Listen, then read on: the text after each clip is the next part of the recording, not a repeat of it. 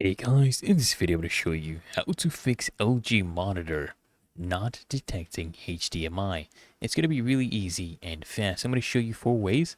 One is basically making sure that you are actually plugging in the correct thing at the correct place. So these are the HDMI ports. This is what it looks like. This is the shape. These are USB ports, okay? And you'll see here down here it's also written HDMI. And this is on your monitor, and on your desktop this is what it looks like. HDMI ports. This is also an HDMI port right here. The other ones are USB ports. You want to plug in the correct thing in the correct place.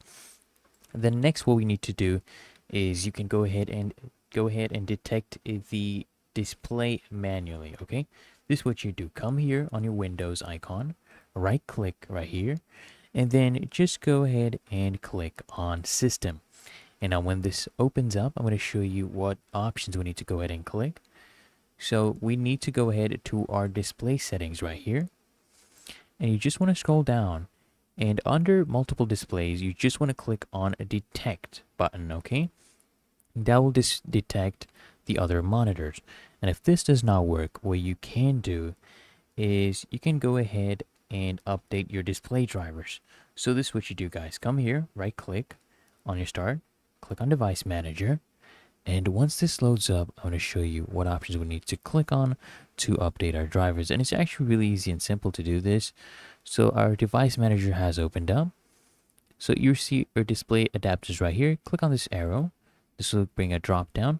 So mine is the Intel HD graphics 4600. Right click this, click on update driver, and then you just want to go ahead and click on search automatically for updated driver software. Okay, go ahead and do that. And if this also doesn't work, guys, you just need to detect displays using the Intel graphics control panel. This is what you need to do. Okay, go ahead and right click anywhere on your desktop screen. All right, anywhere that has a free space, click on graphics properties, and this will open up your Intel HD graphics control panel. Go ahead and click on display right here, and then you will see this option that says multiple displays.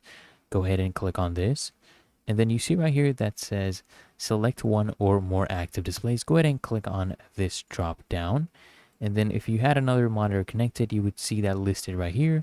Select that monitor, click on apply, and then you can go ahead and save.